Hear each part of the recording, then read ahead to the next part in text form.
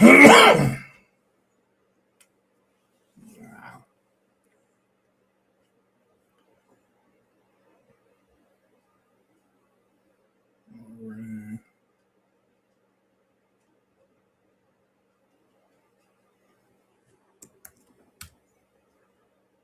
Oh,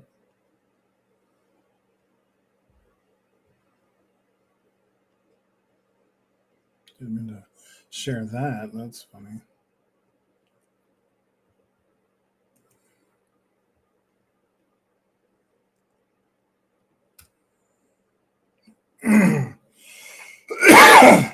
All right.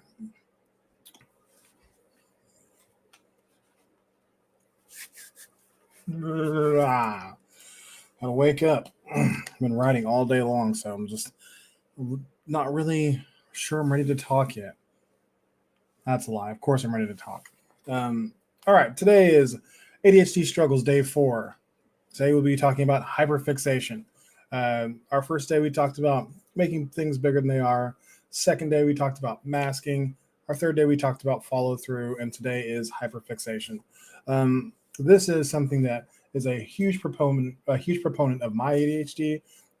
I definitely know that I'm self-aware in the fact that I know that I get hyperfixated on things, and I actually take it as my ADHD superpower. Like, this is the thing that I rely the most heavily on in my life to improve myself. Instead of allowing hyperfixation for me to be about this is my food of the week, or or this is the only show that I like to watch. My hyperfixations are ways that I can improve my skill set and become a more well-rounded person. So right now, my hyperfixation is learning how to learning the ups, downs, ins and outs of funnel architecture, of being able to build something on the internet that is going to be able to uh, help connect the people who need a thing to the people that has a thing, to the person that has a thing, in a efficient and quick way that is going to allow people to grow their businesses in an exponential way. And that's super exciting for me because it's something I didn't really expect to be learning about.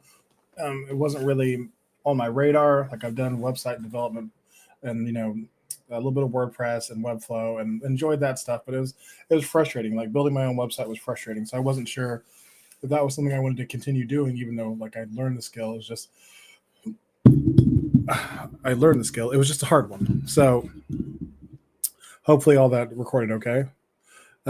So now that I'm into this, this different part of it, there's even more to learn because it's, I'm learning on a platform that's um, part of a group that has offered a lot of value to me and is offering so much information. And for a lot of people, that would be really, really overwhelming. But for me, I'm really excited about this thing. And it's, a lot of times ADHD people find themselves overwhelming others talking about their fixations, the things that they're super excited about. But I'm actually part of a community of funnel hackers, who are also really excited about learning this skill. So, I've made several new connections of people who are super excited about this thing and don't get tired of talking about it. So that's really exciting for me because not only do I get to talk about something I'm really enjoying doing at the moment, but I'm also building relationships, and I'm also um, finding people who are I'm starting to build a team of people who we can all check our work with each other and help each other get better at this thing that is a really, really valuable skill. It's not one of those things um it's not like an MLM, which some people say this is a great thing and some people say it's not. It's a waste of money and it's a scam. I don't have any view one way or the other. I think that it depends on how you use it. So that's cool, but this is a thing that is, if you understand what it is, there's no way that you can't say that this is a valuable skill. And if you get good at it, you can make millions of dollars, like millions of dollars. And that's not I'm not really concerned about being a millionaire. I'm really excited about the idea of being able to provide for my family in a way that provides me an independence and freedom and a skill that nobody can take away from me. Like as long as I can get to a computer and have internet access, I can build a funnel, and that's something that can't be taken away from me. And so I can, if I were to build this business up and become a millionaire, and it for some reason got sued and I had to go bankrupt and crash and burn, I could start back over and do it again because I know the skill. It's mine, and it's it's really awesome to be able to do that because of my ADHD. There are lots of other non ADHD people who have learned funnel building, but for a lot of people this late in life, it'd be very difficult to take on such a broad new skill and learn it in 2 weeks. Like in 2 weeks, like I've gone from being a person who did not even really understand what a funnel was. Like I was literally reading this book, uh, Sell Like Crazy by Sabri Subi, and was loving it until the part where it got to funnel technology, and I was like, what does this mean? What are you talking about? How do I funnel? And so whenever this other opportunity came up to where I found myself in this funnel building class, it was like, huh, that was really funny. I didn't know how to do this. And now, here I am 2 weeks later building funnels for other people. And that's wild. Like, yeah, that's my ADHD superpower. So hyperfixation might get a bad knock from other people, but for me, I see the potential and the benefits of it. So that is my superpower. But if I were coaching somebody else who did not see it as their superpower, for one, I would want to find out why. It's like, why don't you see it as your superpower? What do you hyperfixate on? What have you hyperfixated on the past? When has this been a problem for you? And I would want to find out from there, like what that person's thoughts are about it. Because to me, the coaching process that I want to be a part of is much less about saying, okay, here's your problem, here's how you fix it. Like that's not necessarily where we want to get. We want to say, here's what you're struggling with. Let's find out why and figure out how we can live with that struggle as it is right now. Like, how can we live with that struggle? Like, if you hyperfixate on 15 things a day, what does your life look like, and how can we make that life more livable? Because I want to stop the conversation in somebody's mind that says, I suck, I'm terrible because I do this. Like, that conversation makes it so hard for any person, but especially an ADHD person, to get out of the negative thought cycle and to actually be able to grow and develop. So my coaching is more about like getting where you were at and finding a way to help you accept yourself at that point, see what life could look like if you were to develop some techniques and strategies to support yourself at that point. So then it removes some of the stress and negative inner dialogue, so you can actually grow into the person that doesn't struggle so much with that thing.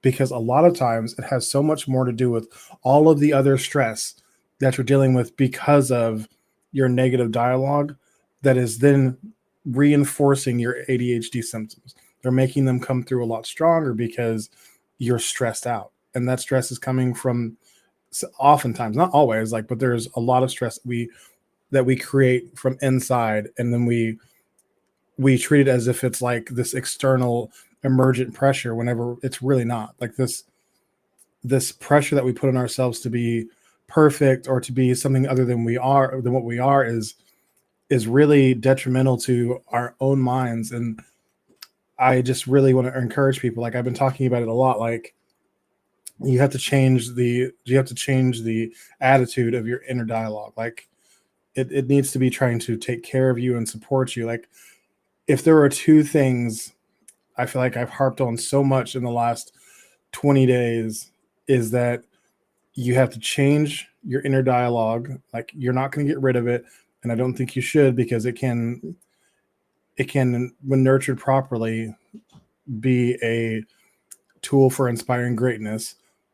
But secondly, you have to, and the other thing I've been harping on is you have to have a foundation. Like, you have to have a instruction manual on how to live your life. Because for me, like, story time, whenever I was at my most stressed in my life was because I was acting in ways that didn't let's be a little less vague. I was engaging in like gamifying my life because I didn't have a set of values and beliefs that I was operating by. So whenever I stopped being excited by my life because I had given up so much of myself to live a life that I didn't even want. Um, for example, to be exact, being a firefighter, like it's not what I wanted to do, but I'd given up everything about what I liked about myself to do that job because they hated everything I was like. So I had to give it up or else I was not going to survive. And in doing that, like I completely lost connection to what was important to me. So I wasn't excited by my life. As much as I love my wife, as much as I love my kids, I was miserable. And I didn't realize it. I didn't realize how miserable I was. Every day I went into work and I felt exhausted as soon as I hit the door because I knew that it was going to be another day of being something that I wasn't. And anyways, like it was really hard. So the inner voices, again, it changes. It's important. Anyways, what I was supposed to be talking about was hyperfixation, and I think that instead of trying to end your hyperfixation, it's changing your attitudes towards your hyperfixations. Like instead of being down on yourself because your favorite meal is chicken nuggies with honey mustard, know that you are like, let's change that inner dialogue to like, oh, I always know what I'm going to eat. Like I know where to get it. I can buy it in bulk. I can save money. There's lots of good things about being able to meal plan. But then I would also suggest like nutritionally, that's not the best for you. So is there a way that you could eat the same meal and increase your vitamin and nutrient load? Like could we do that? Because if you can do that, then you're going to find yourself feeling better.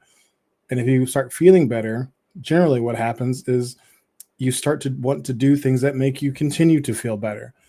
So as much as you have been focused on this thing for a long time, it doesn't mean that you will be focused on it forever. So like let's figure out ways to supplement this fixation that allows you to live your life in a way that is beneficial to you and works towards the goals that you have set for yourself. And from there, it's going to just, it's a instead of it being like the negative loop of, you know, I did something stupid. So now I talk bad to myself. So now I do more stupid things because I'm putting stress on myself. And, it just keeps building on it. You want to reverse that cycle to where you did a good thing and you are proud of yourself. And because you're proud of yourself, you have less stress on yourself. And as you have less stress on yourself, you're able to do more good things because you have more of your potential available to you whenever you're not limiting yourself with negative thinking. So that is my talk on hyperfixation for the day. Keeping it short and sweet.